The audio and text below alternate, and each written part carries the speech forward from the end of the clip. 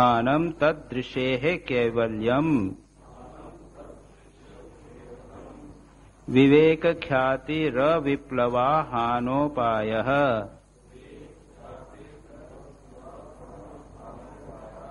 योगांग अनुष्ठानाद् अशुद्धि क्षये ज्ञान दीप्तिराविवेक ख्यातेः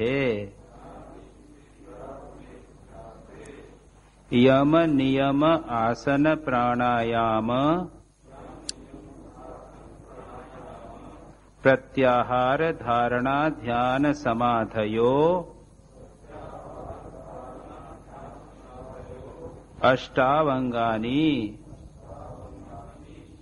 अहिंसा सत्य अस्तेय ब्रह्मचर्य अपरिग्रहा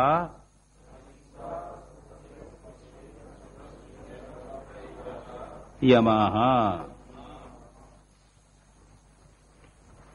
We are in the very core of Patanjali Yoga Sutras.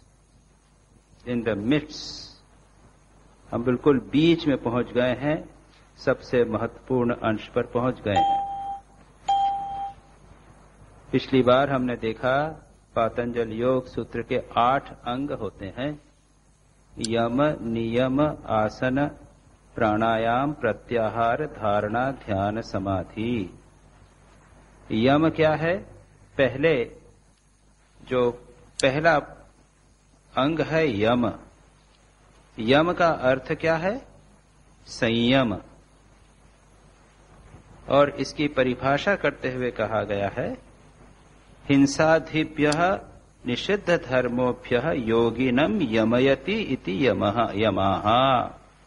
यह संस्कृत में परंपरा है कि कोई शब्द होता है, उसकी व्युत्पत्ति करके how the world has evolved वो बताने का प्रयत्न करते हैं.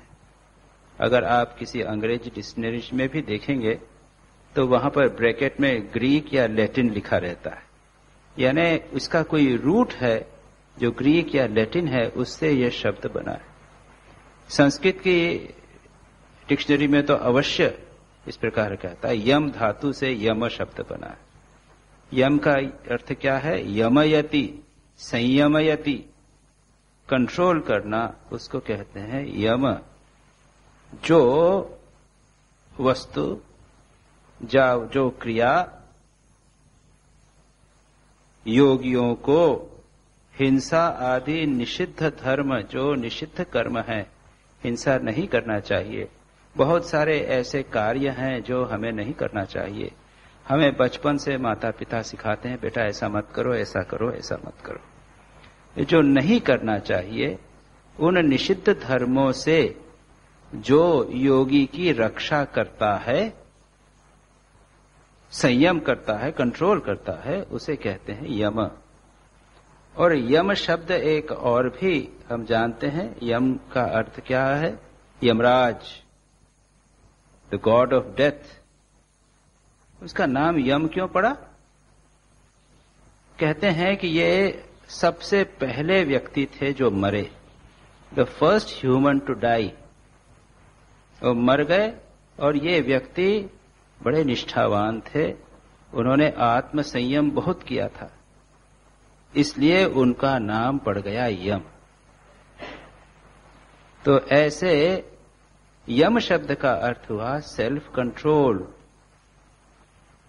जो प्रोसेस जिसके द्वारा योगी की निषिद्ध धर्मों से अहिंसा, हिंसा, असत्य, चोरी, व्यभिचार इत्यादि से रक्षा होती है, उसको कहते हैं यम. यम कितने हैं? अहिंसा, सत्य, अस्तेय, ब्रह्मचर्य और अपरिग्रह. ये 5 का हमने अभी सूत्र में पाठ किया. पिछली बार हमने अहिंसा पर विस्तार से विचार किया था. हमने अहिंसा के फिलॉसॉफिकल एस्पेक्ट पे चर्चा की थी और मेंटल एस्पेक्ट पे चर्चा की थी. साइकोलॉजिकल एस्पेक्ट और मानसिक अहिंसा, यानी मन से किसी भी प्राणी को कष्ट न पहुंचाना, किसी भी प्राणी के प्रति विद्वेष का भाव न रखना, इसको हम कहते हैं अहिंसा। और यह अहिंसा एक अत्यंत उत्तम गुण है, और जो व्यक्ति उसमें ठीक ठीक प्रतिष्ठित हो जाता है वह अंतिम स्थिति को प्राप्त करता है, जो साध्य अहिंसा है। एक साधन अहिंसा है और एक साध्य अहिंसा है। साध्य अहिंसा के अनुसार व्यक्ति यह अनुभव करता है कि मैं संसार के सभी प्राणियों में हूं और सभी प्राणी मुझ में हैं, दोनों में किसी भी प्रकार का अंतर नहीं है। अगर मैं किसी को कष्ट देता हूं तो मैं स्वयं अपने को ही कष्ट देता हूं। यह हुआ ट्रांसेंडेंटल एस्पेक्ट ऑफ अहिंसा, which is to be achieved, which has to be achieved how? By the practice at mental level and practice as vocal and physical level, जिसको जैन शास्त्रों में द्रव्य अहिंसा और भाव अहिंसा कहा गया। विचार से किसी को कष्ट नहीं देना और वाणी और क्रिया से किसी को कष्ट नहीं देना, यह हुआ साधन। पिछली बार हमने विस्तार से यह देखने का प्रयत्न किया कि हम किस प्रकार से अपने मन से किसी को कष्ट न देवें, हमारे मन में किसी प्रकार के विद्वेष का भाव न आवे, और उसकी कई साधनाएं मैंने बताई। हमने देखा था, संक्षेप में 2 मिनट में उसको रिवाइज कर लूं। याद रखिए, शास्त्र में, ये धर्मशास्त्र अध्यात्म शास्त्र में रिवीजन बहुत महत्व का है।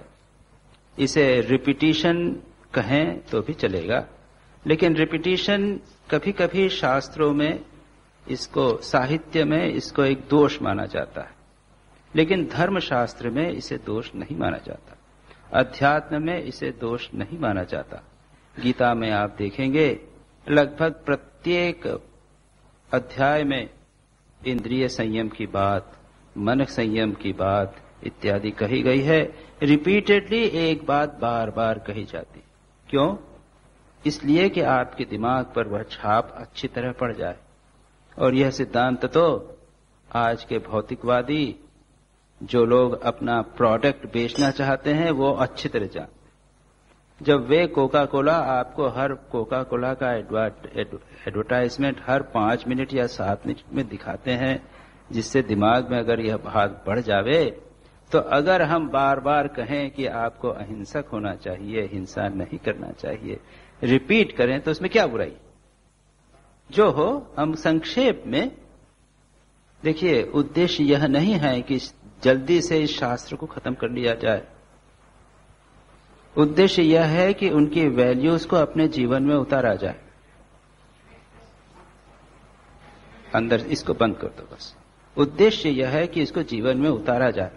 और मैं तो यह सजेस्ट करता हूं कि 1 सप्ताह के लिए आप भी और मैं भी, आज हम डिस्कस कर लेंगे अहिंसा की साधना कैसे करना, और आप और मैं दोनों 1 सप्ताह के लिए अहिंसा पर बलपूर्वक प्रयत्न करें उसके जीवन में उतारने का। Let us do it A practice.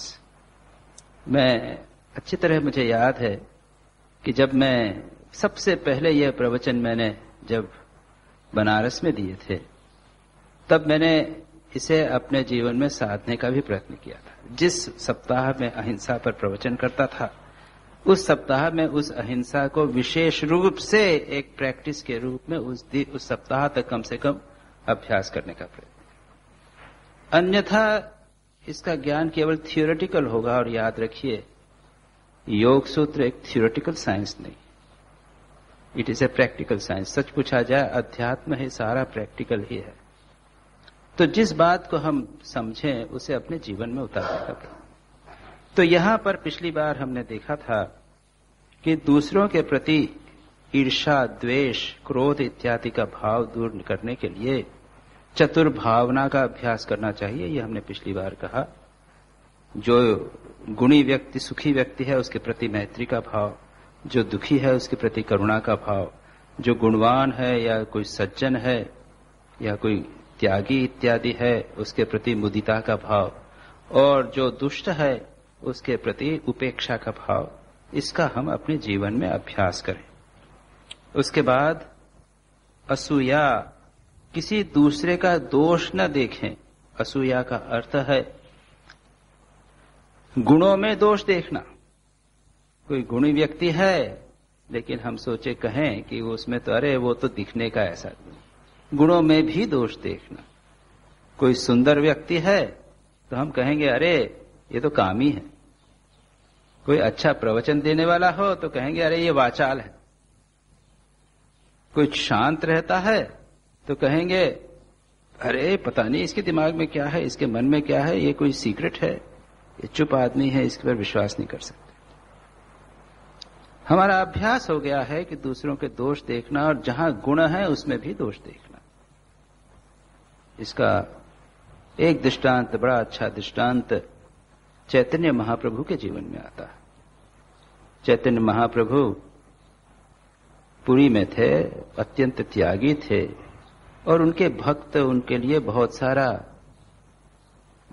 मिष्टान्न इत्यादि ले आते थे। जैसे एक भक्तों की एक भावना रहती है कि हम जिसे आदर करते हैं उनको श्रेष्ठतम वस्तु प्रदान करें। उनके लिए खाने पीने की बहुत सारी चीजें आती थी, और वे तो स्वाद पर उन्होंने पूरा जय प्राप्त कर लिया था। आप लोगों को संभवतः नहीं मालूम होगा, यहां पर चैतन्य महाप्रभु की जीवनी के बारे में लोग कम जानते हैं। वे जब सन्यासी बनने गए तब वे युवक थे, अत्यंत सुंदर युवक थे, 20-22 वर्ष के, और उनके गुरु ने सोचा कि ऐसा युवक तेजस्वी, इतना सुंदर, इंद्रियां सतेज है, ये संन्यास धर्म का पालन कर सकेगा या नहीं। उसकी परीक्षा लेने के लिए उन्होंने कहा जीभ निकालो, और जीभ पर उन्होंने थोड़ी सी चीनी रख दी। फिर कहा जीभ अंदर लो, फिर निकालो। फिर निकाली, हवा आई और चीनी उड़ गई। सिक्रीशन और सलाइवा नहीं हुआ, थूक नहीं आया, उसमें जो लार नहीं आई। टेस्ट के कारण स्वादिष्ट वस्तु को देखकर जिस प्रकार हमारे मुंह में लार आ जाती है, सिक्रीशन आ जाता है, वह नहीं हुआ। और याद रखिए, जिह्वा पर विजय सबसे कठिन है। जितम सर्वम जिते रसे, ये भागवत में कहा जाता है। अन्य इंद्रियों पर आपने संयम प्राप्त कर लिया है, आंख पर संयम है, कान पर संयम है, त्वचा पर संयम है, आप स्पर्श सुख भी नहीं चाहते। लेकिन अगर जिह्वा पर यदि विजय प्राप्त नहीं हुई तो आप अन्य इंद्रियों पर विजयी भी नहीं मान सकते। ऐसे चैतन्य महाप्रभु, उनके सामने बहुत सारे अन्न आते थे, स्वादिष्ट अन्न भोजन के लिए, वो थोड़ा थोड़ा सब लोगों को प्रसन्न करने के लिए खा लेते थे। उनके लिए जिह्वा का महत्व था ही नहीं, जो मिल गया सो मिल गया। साधु को कभी अच्छा मिलता है, कभी खराब मिलता है, कभी मिष्टान्न मिलता है तो कभी तीखा चरपरा भी मिल जाता है। लेकिन उनके एक गुरु के गुरु भाई, चैतन्य महाप्रभु के गुरु भाई एक बार वहां पर आए, तो अपने को वे समझते थे कि मैं गुरु सदृश हूं चैतन्य महाप्रभु का, और चैतन्य महाप्रभु उन्हें गुरु के समान आदर प्रदान करते थे, और उनमें यह भाव था असूया का। तो वो कहते थे, ओह ये तुम क्या कर रहे हो, तुम सन्यासी हो, इतने भोग करते हो, ये नहीं करना चाहिए तुमको। चैतन्य महाप्रभु ने कहा कि आप जैसा आज्ञा कहते हैं। उन्होंने सब खाना छोड़ दिया, बस मुझे ये चीजें दे और कुछ नहीं दे। भक्तों को अत्यंत कष्ट हुआ। उन्होंने कहा कि महाराज आप क्या करते हैं, उनका तो स्वभाव ही इस प्रकार का है कि जहां दोष गुण है वहां पर भी वे दोष देखते हैं, आप मत मानिए। लेकिन चैतन्य महाप्रभु जानते हैं कि उस जीवा पर पूर्ण रूप से उनको संयम है, फिर भी उन्होंने कहा नहीं, ये तो उनका आदेश, गुरु की जैसा। मैं दृष्टांत दो प्रकार का दे रहा हूं। एक और जो उन्होंने उनके आदेश स्वीकार किया, उन्होंने कहा कि नहीं वो उन्होंने अच्छे के लिए ही कहा है, मैं पता नहीं कब जिह्वा के लोलुपता में पड़ जाऊं, और उन्होंने उसे त्याग दिया। भक्तों के कहने पर भी आगे बाद में कभी भी किस प्रकार का कोई स्वादिष्ट रुचिकर भोजन, भले उनकी रुचि न हो तो भी नहीं लेते थे। लेकिन दूसरी ओर ये ऐसे व्यक्ति थे, इस तरह किया, सारा वातावरण को डिस्टर्ब करके चलेगा। तो यह असूया का भाव ये हिंसा का ही एक रूप है, यह दूर होना चाहिए। दूसरा है प्रतिपक्ष भावनम, जिसकी चर्चा आगे के सूत्र में और करेंगे। मैंने पढ़कर सुनाया था वितर्क बाधने प्रतिपक्ष भावनम 33वां सूत्र। इस पर हमें अवसर और मिलेगा। जब कभी हिंसा करने की हमारे मन में इच्छा उठे, किसी को कष्ट देने की इच्छा उठे, तो मन ही मन इस पर विचार किया जाए कि नहीं, ये ठीक नहीं, और इसका लॉट ऑफ आर्ग्यूमेंट्स के द्वारा कि ऐसा करेंगे तो मुझे ही कष्ट मिलेगा इत्यादि। तीसरी बात है, अगर कभी हमसे हिंसा हो जावे, जाने अनजाने, कभी किसी को हमने परुष वचन, कटु वचन बोल दिया, कभी किसी प्राणी की हम हिंसा कर बैठे, तो डोंट एक्सक्यूज योरसेल्फ, मानिए कि हमने गलती की। और एक मैं अच्छा दृष्टांत आपको देता हूं। पूर्वाश्रम की बात है। हमारे घर के पास में मैंने देखा एक नाग सर्प, एक बहुत पत्थरों का एक झुंड था, पत्थरों का एक टीला जैसा था, और उसके अंदर एक नाग सर्प, काला ब्लैक पॉइजनस स्नेक। हमारे माली को मैंने कहा कि देखो इधर वो सब बच्चे बच्चे हैं, इसको खत्म कर दो। माली हिचकिचाया, लेकिन ये भी था कि क्या करना, उसको मार डाला। उसके बाद में उस माली ने क्या किया, माली ने 13 दिन तक, जैसे किसी पिता की मृत्यु हो जाती है तो व्यक्ति अशौच रखता है, 13 दिन तक वह व्रत किया और 13वें दिन श्राद्ध किया, भजन कीर्तन पूजा करके।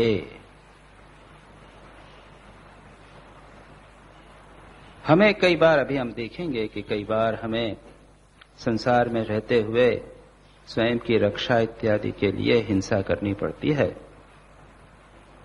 ये एक प्रकार का अपवाद है, याद रखिए।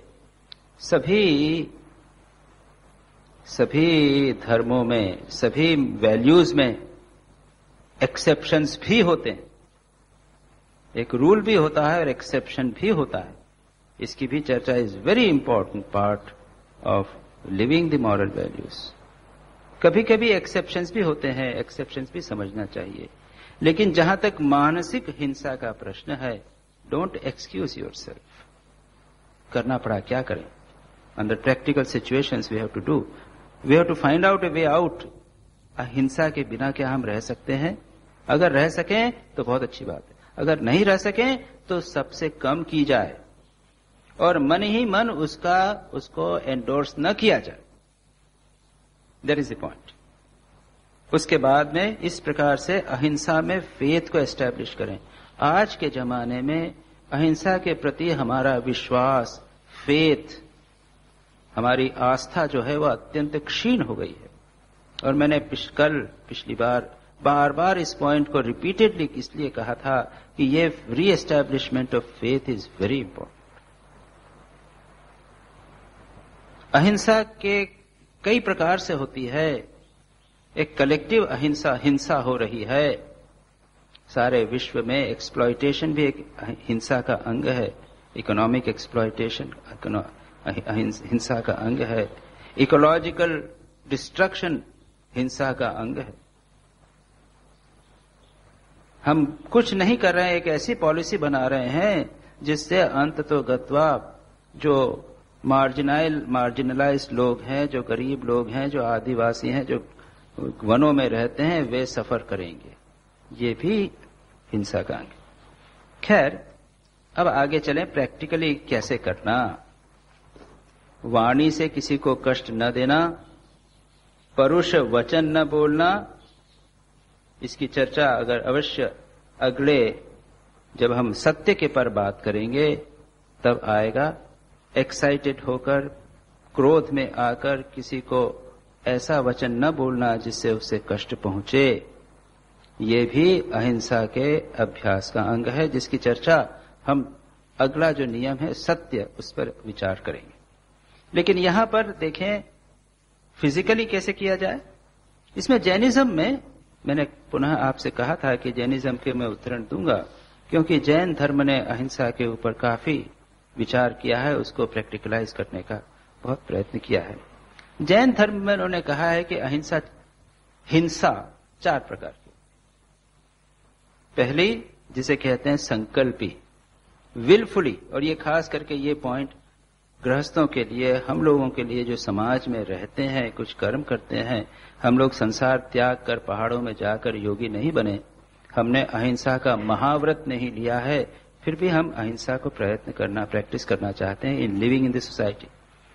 तो पहली है विल्ड संकल्प। संकल्प यानी you take a decision to do something, अंदर से एक संकल्प उठा मैं ऐसा करूंगा। संकल्प पूर्वक किसी की हिंसा करना, किसी को कष्ट देना, जानबूझकर मैं उसको डांटूंगा, मैं उसको मारूंगा, उसकी हत्या करूंगा इत्यादि, पहली एक प्रकार की यह हिंसा होती है। दूसरी होती है विरोधी। कोई मुझे मारने आया और मुझे अपनी रक्षा के लिए उसे मारना पड़ा। कोई मुझे मारने के लिए आ रहा है, कष्ट देने के लिए आ रहा है, तो मैं उसको या तो रक्षा करूंगा, अपनी रक्षा करने के लिए जरूरत होगी तो उसको कुछ 2 डंडे लगाऊंगा या उसको जेल में बंद करवाऊंगा, व्हाटएवर इट इज, मुझे एक ऐसा कार्य करना पड़ेगा जो उसको कष्ट पहुंचे या उसकी हत्या भी हो सकती है। इसको कहते हैं विरोधी हिंसा।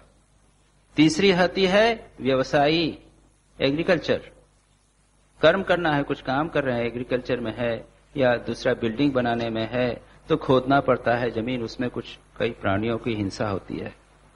और चौथी है अनअवॉइडेबल, जो इसका संस्कृत नाम मुझे यहां नहीं मिल रहा है, 1 मिनट आपको मैं बताता हूं। आरंभी, संकल्पी, विरोधी, उद्योगी और आरंभी। आरंभी यानी जीवन निर्वाह के लिए कुछ हिंसा अवश्यम भावी है। भोजन करेंगे, आग जलाएंगे, तो आग जलाने में कुछ न कुछ कीड़े मकोड़ा मरेंगे।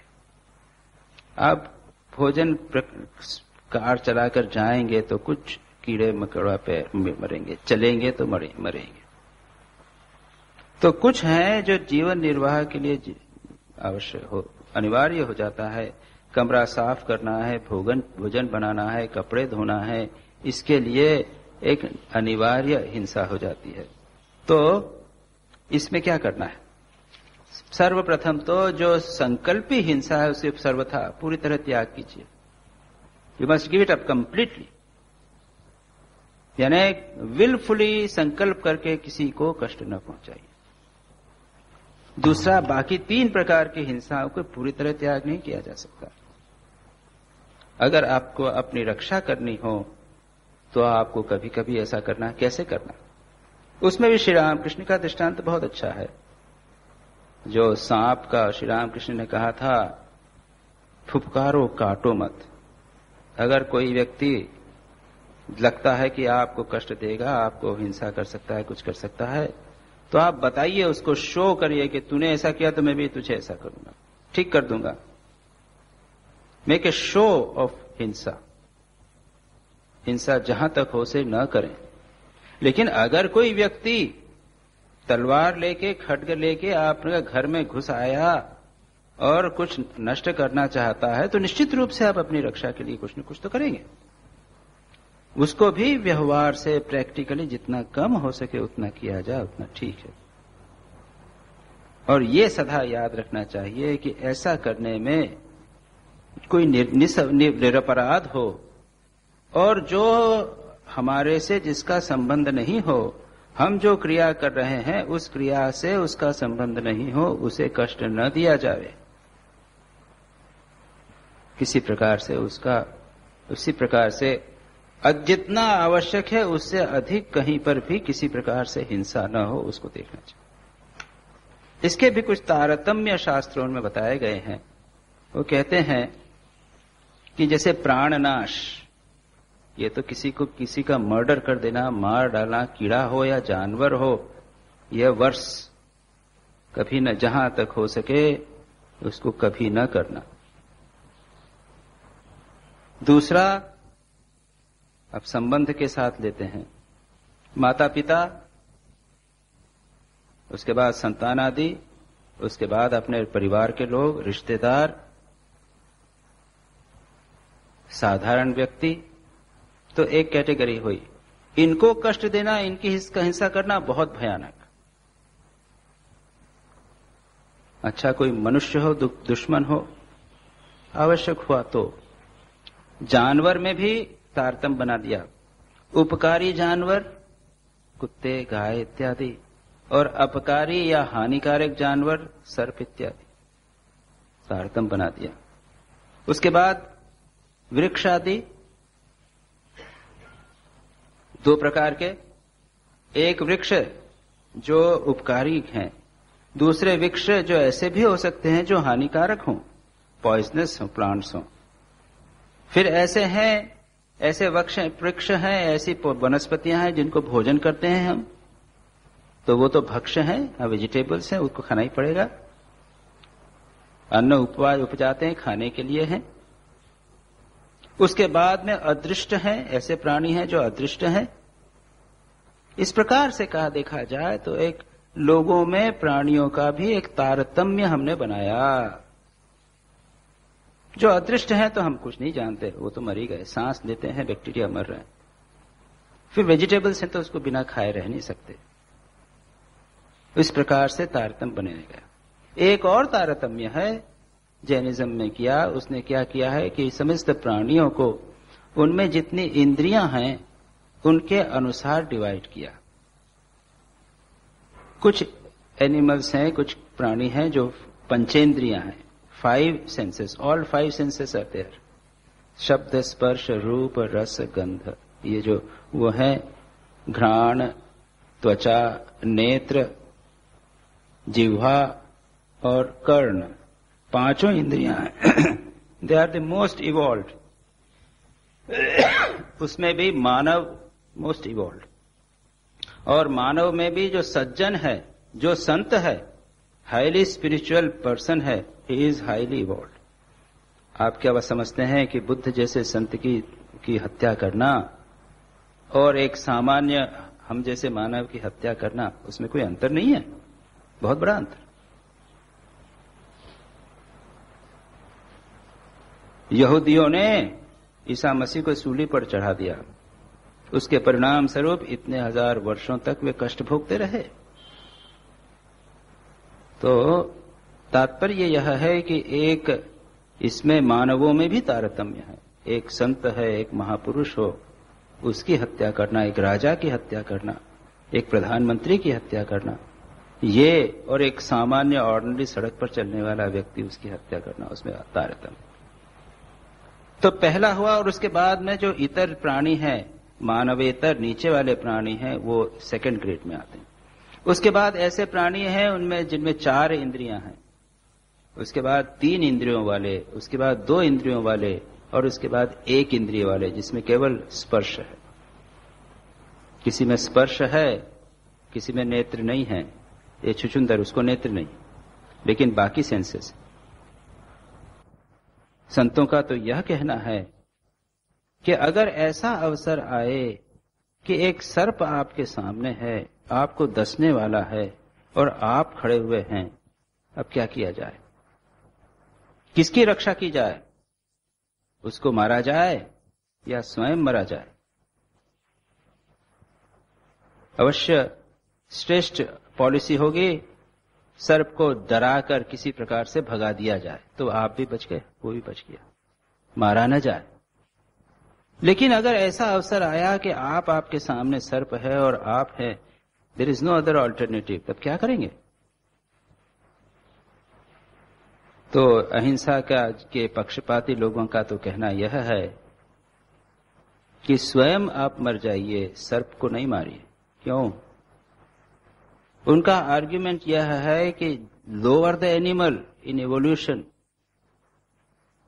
Greater is his life centred in body.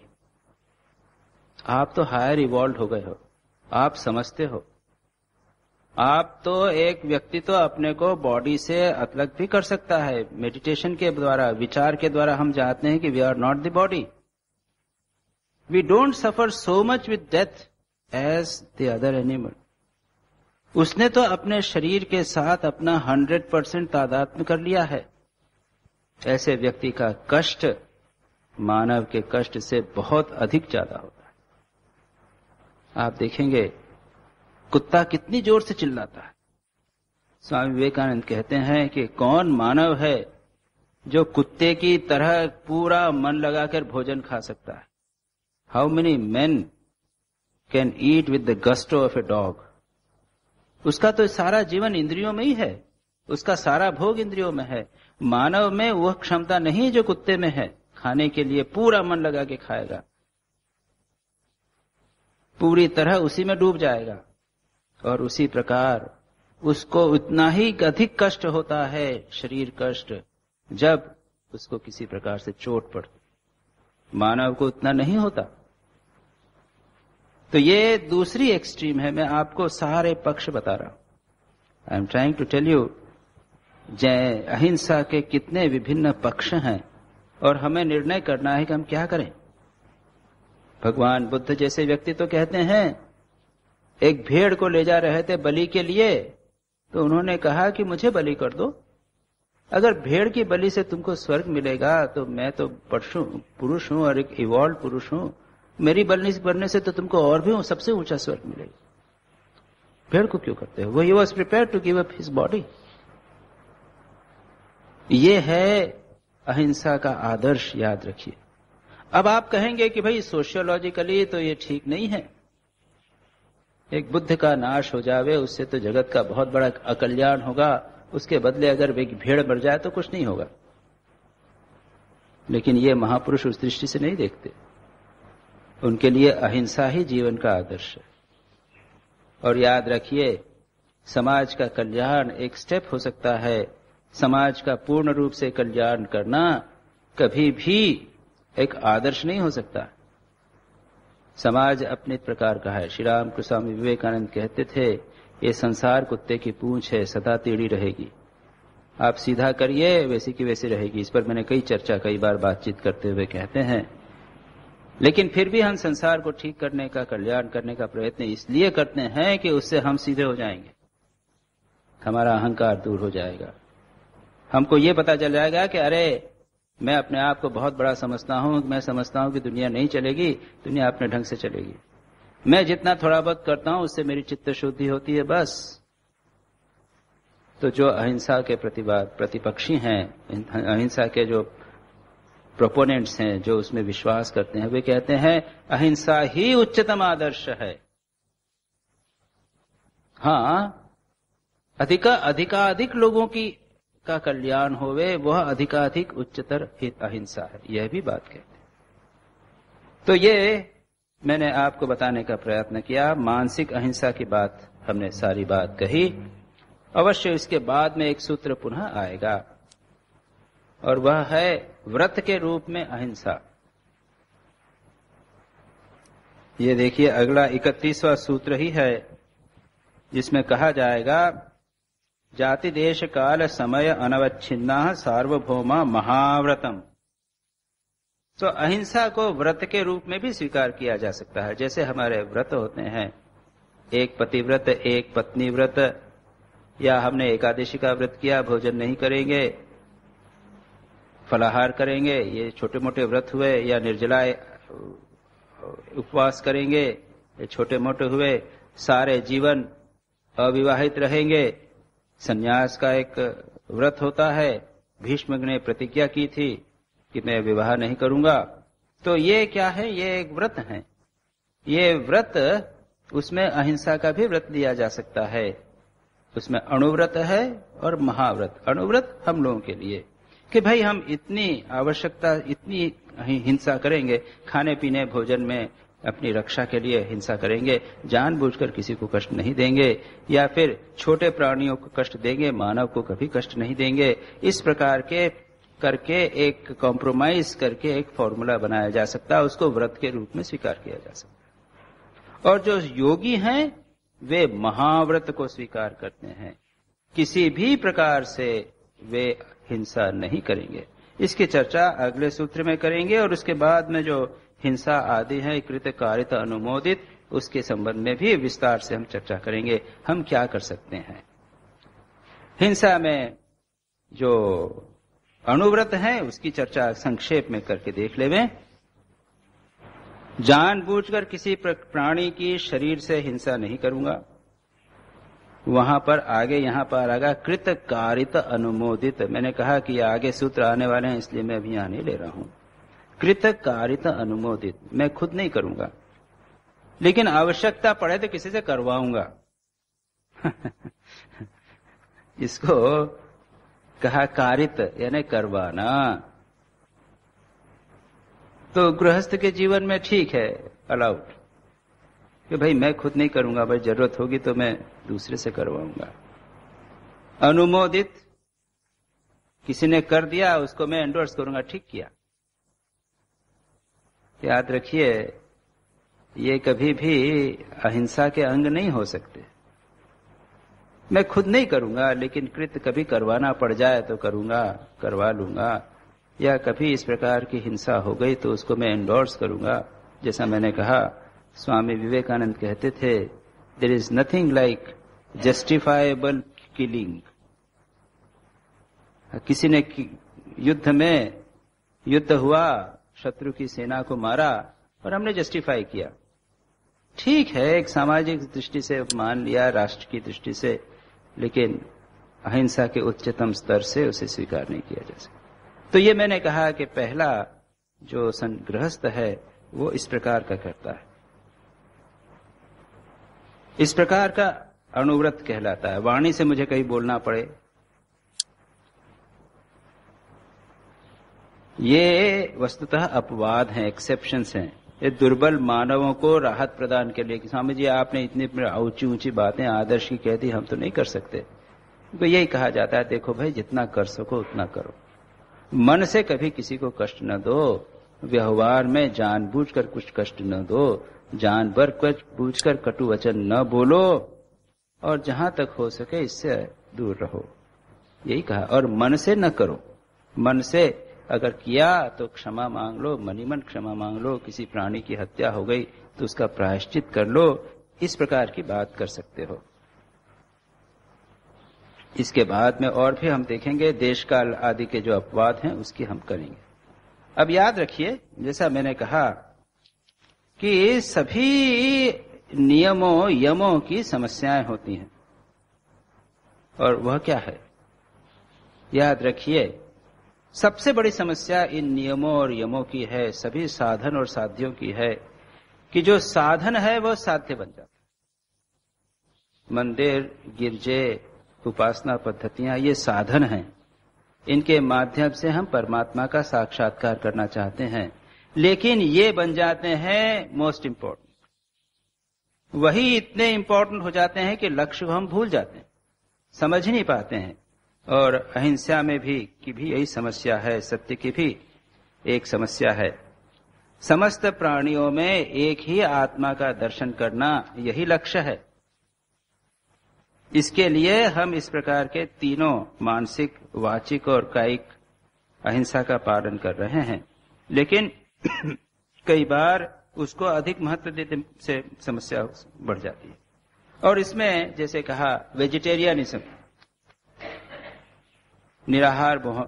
शाकाहारी भोजन। तो शाकाहारी भोजन क्यों? अपने शरीर पोषण के लिए मैं किसी प्राणी को नहीं मारना चाहता, ये उच्च भावना। लेकिन वेजिटेरियनिज्म बन गया, किसी प्राणी को, शरीर को, प्राणी एक्सट्रीम वेजिटेरियन हैं, लेकिन करप्शन करते हैं, दूसरों से इकोनॉमिक एक्सप्लॉइटेशन करते हैं, और है वेजिटेरियन, शाकाहारी हैं, अहिंसक हैं। ये अदर एक्सट्रीम, इस प्रकार का भी नहीं होना चाहिए। तो इस प्रकार से हम देखते हैं कि अहिंसा के बहुत सारे परमिटेशन, कॉम्बिनेशंस होते हैं। मेरा यही सुझाव है कि हम कुछ दिनों के लिए, 7 दिन के लिए, let us try it. Point is, जब हम विचार करेंगे, प्रैक्टिस करेंगे, तो देखेंगे कि और समस्याएं उठेंगी। और फिर जैसे मेडिटेशन करते हैं, मेडिटेशन करने बैठे, ध्यान नहीं लग रहा है, कई समस्याएं उठती हैं। बिना मेडिटेशन की समस्याएं नहीं उठेंगी, जब मेडिटेशन करने लगेंगे तभी तो समस्याएं उठेंगी। अहिंसा का अभ्यास करने का प्रयत्न तो कीजिए।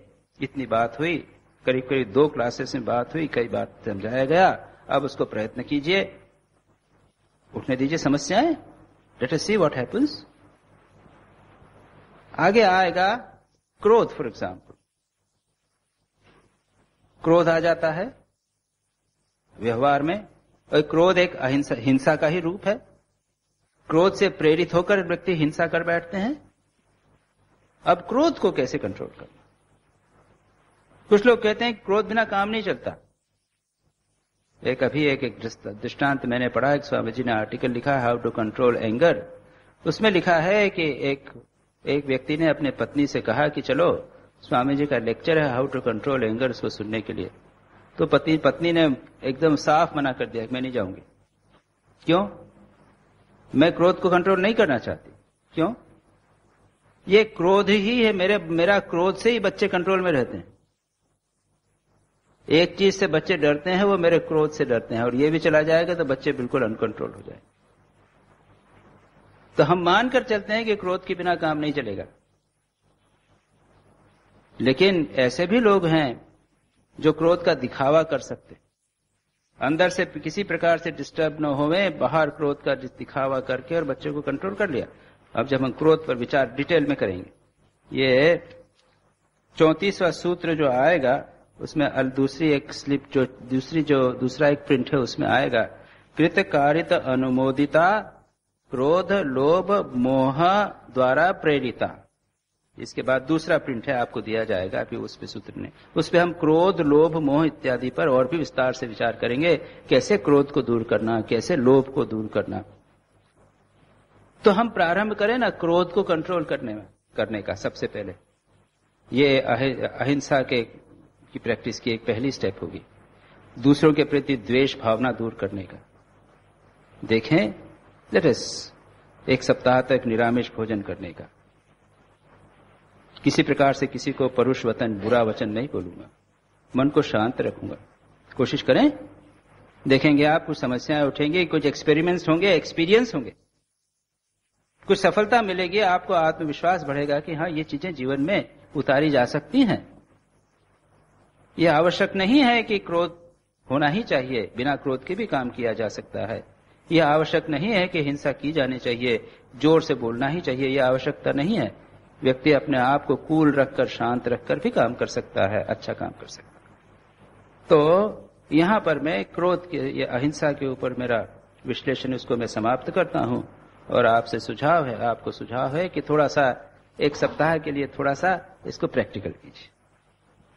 दूसरा चाहिए, दूसरी वैल्यू है अहिंसा के बाद सत्य।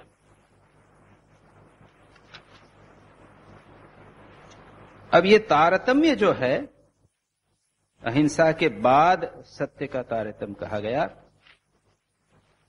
क्यों? गांधी जी के अनुसार सत्य पहला है। गांधी जी ने उसका जो ऑर्डर चेंज कर दिया था, सत्य अहिंसा अस्तेय ब्रह्मचर्य अपरि। योग सूत्र में और सर्वत्र अहिंसा सत्य अस्तेय। और सच पूछा जाए तो गांधी जी भी स्वयं कहते हैं कि इसमें दोनों में अंतर नहीं है।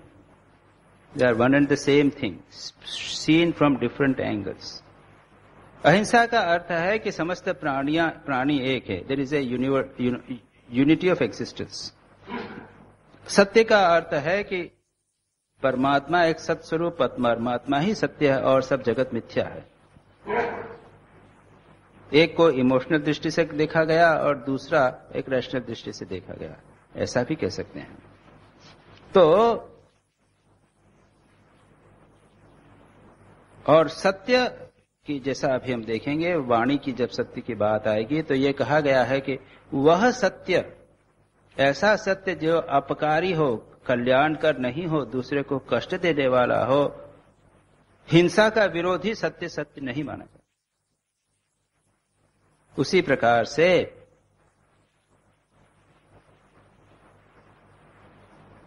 ऐसा सत्य,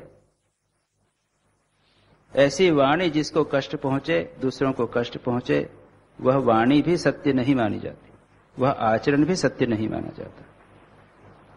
तात्पर्य यह है कि एक मत के अनुसार ये अहिंसा की पुष्टि के लिए ही सत्य, अस्तेय, ब्रह्मचर्य और अपरिग्रह है। अल्टीमेट हाईएस्ट वैल्यू है अहिंसा परमो धर्मः।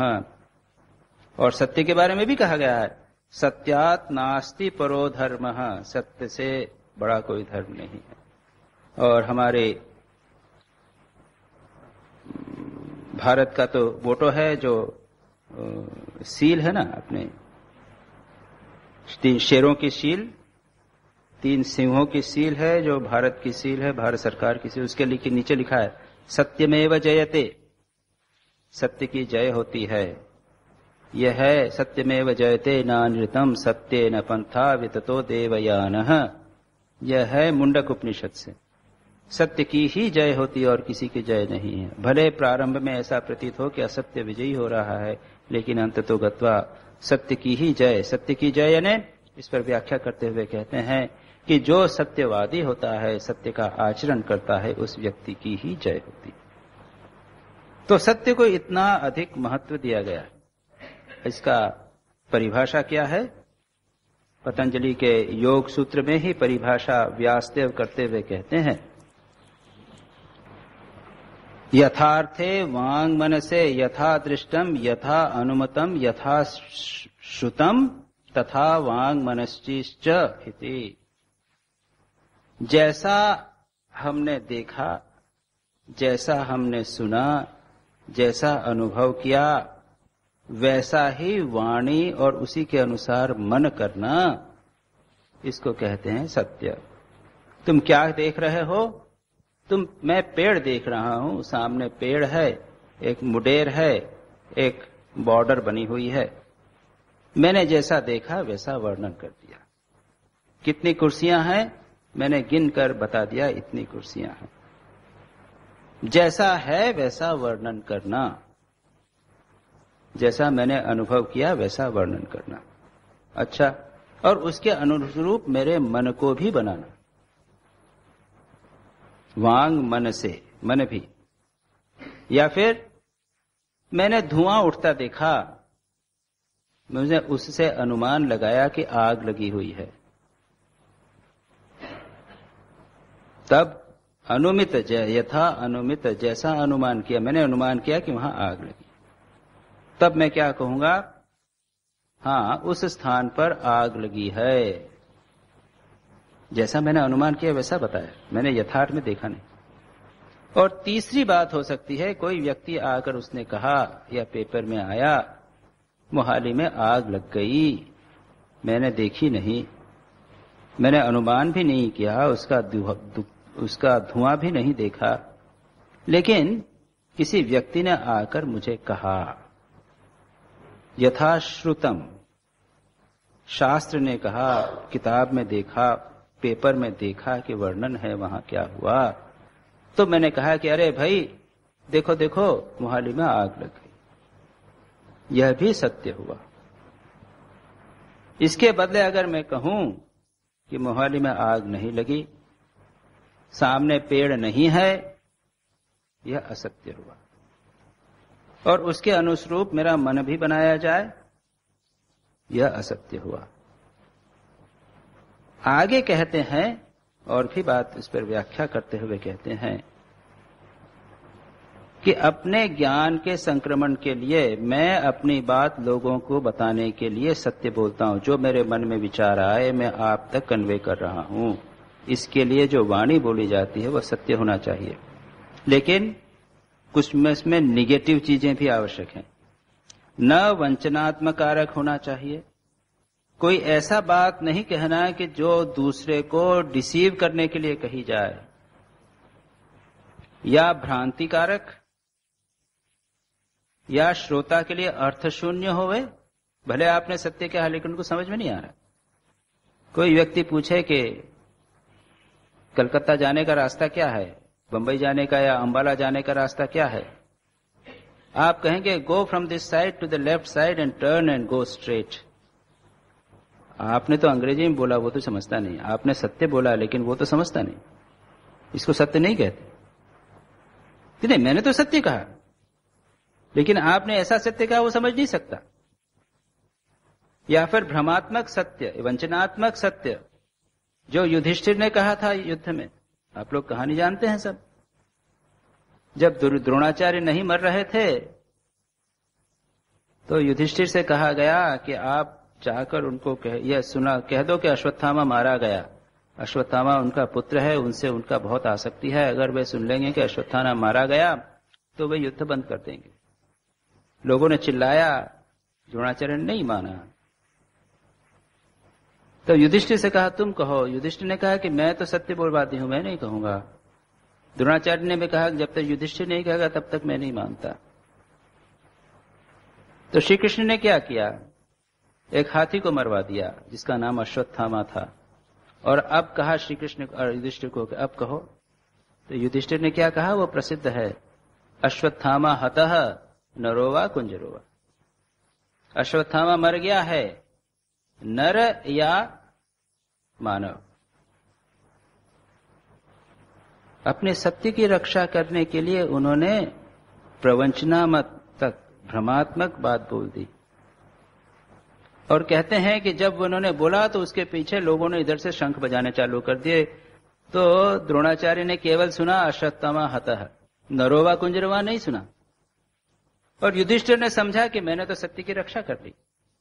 स्वार्थ से प्रेरित होकर दूसरे को भ्रम में डालने के लिए जो सत्य बोला जाए भ्रमात्मक, वह सत्य नहीं होता, उसे कि उसकी भी झूठ में कैटेगरी आती है। और इसीलिए कहा जाता है सत्यवादन अत्यंत कठिन है। श्री राम कृष्ण कहते थे सत्य कलिकाल की तपस्या है। और जो लोग सत्य का आचरण करना चाहते हैं वो सामान्यतः बहुत कम बोलते हैं, एक भी शब्द इधर उधर गलती से भी नहीं बोलेंगे। हम देखेंगे कि जो लोग सत्य का आचरण करते हैं, आगे आएगा सूत्र में, वो जो कुछ बोलते हैं 12 वर्ष तक अगर सत्य में प्रतिष्ठित हो जाए तो जो कुछ बोलेंगे वो एकदम सत्य निकलेगा। अगर कोई व्यक्ति एक युवक को कह दे कि तुम सन्यासी बनोगे, तो विपरीत परिस्थितियों के बावजूद वो सन्यासी बने। कोई बात अगर ऐसे सत्य प्रतिष्ठित व्यक्ति के मुंह से निकल गई तो वो सत्य होगी ही होगी। क्यों होगी? क्या वो कभी ऐसा बोलेगा, ये प्रश्न पूछते हैं, कि सूर्य पश्चिम से उगेगा, तो क्या सूर्य पश्चिम से उगने लग जाएगा?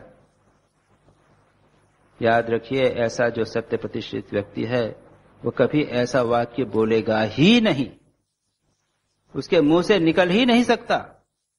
क्यों?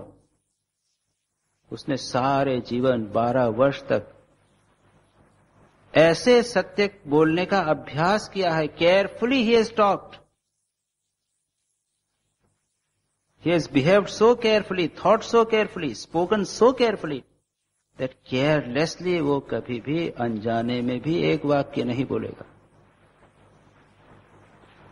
इसलिए ऐसा ही वाक्य उसके मुंह से निकलेगा जो सत्य। इसके हम कई दृष्टांत श्री रामकृष्ण के जीवन में, लगता है श्री रामकृष्ण मजाक में कुछ बोल देते हैं। श्री रामकृष्ण ने बोल दिया, एक बार मजाक में बोल दिया स्वामी विवेकानंद के बारे में, अरे अगर मां जगदम्बा का काम करेगा तो इतने ऊंचे कुशन पर सोएगा। और एक्चुअली इतने ऊंचे कुशन पर श्री राम स्वामी विवेकानंद सोए थे। बड़ा सुंदर एक घटना है, मैंने कही एक बार यहां सुनाई भी है। लगता है कि उन्होंने केयरलेसली बोली, नहीं, उसके पीछे 12-15 वर्ष की कठोर केयरफुलनेस की साधना थी। इसलिए कहते हैं सत्य बोलना अत्यंत कठिन है, इसलिए कलिकाल की तपस्या। समय हो गया है, इसकी चर्चा हम अगली बार डिटेल में करेंगे। सत्य का 2 रूप है, एक साध्य सत्य है और एक साधन सत्य है। जिस प्रकार अहिंसा का एक साध्य अहिंसा है जो पारमार्थिक अहिंसा है, और एक साधन अहिंसा है, उसकी चर्चा हमने की। हम दोनों की डिटेल में बात करेंगे और फिर एक सप्ताह के लिए सत्य के अभ्यास भी करेंगे। ठीक है? योगेन चित्तस्य पदेन वाचाम मलं शरीरस्य च वैद्यकेन योपाकरोतं प्रवरं मुनीनां पतंजलिं प्रांजलिरानतोस्मि। कल सुबह 10 बजे स्वामी शिव सेवानंद जी का श्री रामचरितमानस पर प्रवचन होगा। शाम को 6 बजे स्वामी स्वप्रकाशानंद जी का कठोपनिषद पर प्रवचन होगा। सुबह 8:30 बजे बालक संघ बच्चों का कार्यक्रम।